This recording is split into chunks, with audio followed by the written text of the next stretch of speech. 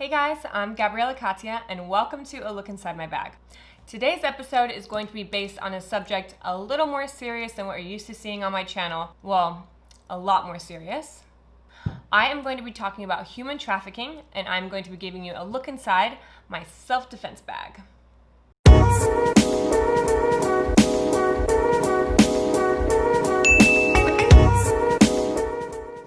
I'm doing this episode to hopefully spread awareness because I feel like it's just something we don't constantly think about. And actually something did happen to me a couple of days ago that just brought this even more to my attention, and I wanted to share it with you guys. First, let me hit you with some facts. Human trafficking is at an all-time high in the United States, with Florida, Washington, D.C., California, and New York being the top states. And global human trafficking brings in $150 billion per year.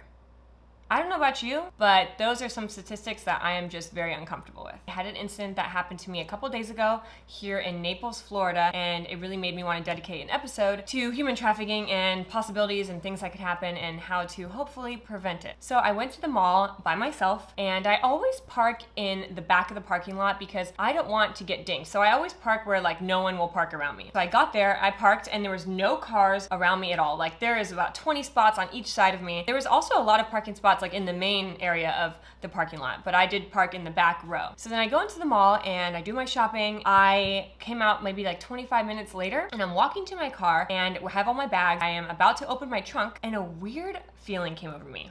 Like I have the chills right now, I'm even telling you guys. So I noticed that there was this sketchy looking car parked right next to me when there was a million other spots everywhere else. They were parked right next to me and they had backed in so I couldn't see their license plate. They also had completely blacked out windows. You couldn't even see through the windshield. It was completely blacked out, which is extremely illegal. You're not allowed to do that. I could not see who was inside, but someone was inside because the car was running. So the way they situated themselves around my car was bizarre. It made me feel very uncomfortable. I just kind of looked at the situation and I'm thinking, why would this person park right next to me when there's all these other spots? The car was very sketchy, one, and their windows were completely blacked out. And also when they back up, that means their driver's side door is right next to my driver's side door. They could easily grab me if I went to my door. So I backed away.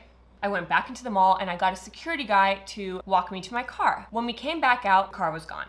I was trying to think of situations. I'm like, maybe they want to park in the shade like me. And then I looked around and every parking spot was in the shade. So I was just kind of trying to make excuses. And then the more I thought about it, the more I started to realize that I believe that that person saw me drive into the mall, was watched me go into the mall, knew I was by myself, and situated themselves perfectly around my car where hopefully I wouldn't see them because they were on the opposite side of the mall. So my car was kind of hiding them and they were maybe hoping that I wouldn't see them. I don't know if they were after my bags or if they were after me, but after hearing some stories, after I did talk about it on social media, I believe that I was a victim of a possible human trafficking situation. After that happened to me, I got in my car, jumped right on my Instagram, and started talking about what happened. And it was appalling to me how many girls reached out to me and told me their stories. And a lot of them were, pretty similar to mine, or even more of an altercation. One of them really stuck out to me though. This girl here in Naples, Florida, had a situation where she would go rollerblading every day. She noticed that there was a strange man that would be in the same spot all the time watching her.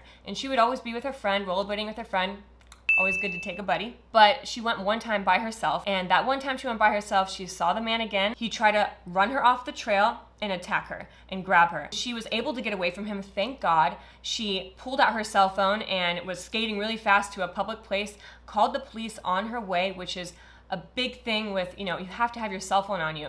Don't go for a run, don't go outside, don't do anything by yourself without having your phone on you and having, the opportunity to be able to call the police or call anybody to help you. So thankfully she had her phone on her, she called the police, and then from then on, the police went with her when she went rollerblading in that area. Of course, the man never showed his face again until she ended up wanting to rollerblade in a different area, and it was closer to her home. So she went rollerblading there and noticed that there was a white blacked out van following her. So she started taking pictures of the van, called the police right away, and then she noticed when that person rolled down the window a little bit, she recognized it to be the exact same man that was following her when she was rollerblading and tried to grab her. So luckily, I have chills again.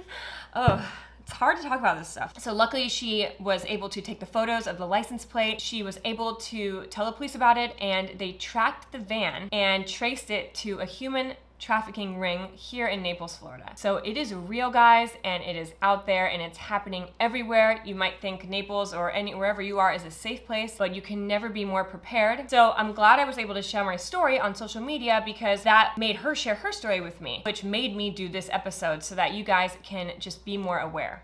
Another thing was, I was kind of thinking, I'm like, how did that man like know where she lives or know where she was rollerblading by herself next? And I was thinking it could have possibly been social media. You know, we always post, like I always post, hey, I'm going for a run or going out or, you know, doing this, and I'm tagging my location. It is so easy for people to follow you and stalk you through tagging your location in real time. So here's a little tip. Go ahead and record whatever you want, record your day, and, you know, say what you're gonna go do, but don't post it until after you do it. That way no one can follow you in real time and no one knows your exact location. Because I believe that could be a possibility for how he was able to find her again.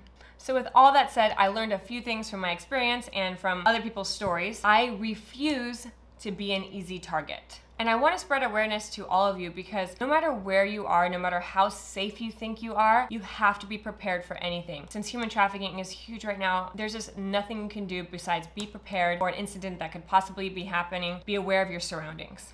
I definitely don't want to be the person that has to learn this the hard way, and I don't want you to either. So of course, if you can have someone with you, do that. Be aware of what's going on around you. If anything feels odd, it probably is, and it's probably not a good situation. So remove yourself as fast as possible. Carry a weapon of some sort, whether that is a firearm, a knife, or pepper spray, to make sure you're protected. And also make sure you know how to use whatever weapon you choose, because when your adrenaline is running, it's really hard to focus on what the right thing is to do and to even notice what you're using and how to use it properly. So make sure you have a plan. So that brings me to showing you what's inside my self-defense bag. I have 2 types of pepper sprays with me. I'm going to explain them to you and show you how to use them. I'm taking you inside this camo bag from De-Vesi today. I absolutely love it. Camo kind of makes me just think I'm strong. I don't know, so that's why I chose this bag today. The first pepper spray I have is this little handheld one. I am not a fan of the keychain pepper sprays for a few reasons. They're attached to all your keychains, and you're just rattling about, and it's gonna be harder for you to find it in the bottom of your bag. Then you're gonna have to try and, you know, take it away from your keys to use it. And also, pepper sprays, especially those small ones that don't travel too far, it's very easy for you to pepper spray yourself on accident, especially if there's any type of wind or anything like that. So I would go for this handheld one by Sabre. It is a pepper gel, which is a lot better than a pepper spray, because spray is affected by wind and the gel is not affected by wind. This one is really nice. It's perfect size for your purse. It also has a little clip on it.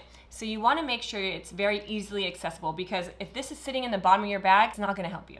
You're not going to have enough time to reach for it. So there's a little clip on here. You can clip it onto a pocket inside of your purse, or you can hold onto it while it's in your purse as you walk to your car, or if you feel like you're in an uneasy situation, or if you're just by yourself, even when you're leaving the grocery store, just get in a habit of knowing where it is, have your hand on it, and just be ready, because you just never know. Another thing is, I'm going to show you how to hold this pepper spray. I always thought you know, spray it like this. Spray someone's face, whatever. You have to hold it, grip it with your hand so that it's not easy to take out of your hand by someone else. And then you're gonna wanna use your thumb to flip up the lever and then spray like this. And you wanna spray across the eyes, and make sure you're using your thumb to spray. Then the next one I have is a big boy. This one is also from Sabre. It is going to be going in the driver's side door. That way, if someone's attacking me from behind, I can easily access it, pull out the pin, and spray. This one actually has a range of 30 feet, so no one's gonna wanna mess with you if you got this bad boy. I always have that handy, and then I'll have that one for traveling. There you go. The good thing about pepper spray is you don't really have to think twice about it. It's not gonna kill someone, but it will help you in a bad situation. So there's no need for any type of hesitation. You can just go for it. I hope this video makes you guys more aware of what is so real and what can happen to you at any time in any place. I believe speaking out about these situations is the only way to really spread awareness, help people in our community, and just make everyone be more safe. So if you guys have actually had any incidents, please share them with me. I really want to hear them. It makes me more aware every day when I hear stories, just like my friend. I think it can really help all of us. Also, if you have any self-defense tips, please comment below. I would love to hear them. It's so good to educate people on as much as possible in this topic, and it will just help keep us all safe. Go ahead and share this video with your family and your friends. That way we can all have it up here and always be thinking about what's going on around us and be aware. The more we communicate about what's going on around us, the safer we all can be. So guys, be smart, be present, carry protection, and always trust your gut. Don't forget to hit subscribe if you guys like this video and if you think it helped you in any way. We are all in this crazy world together.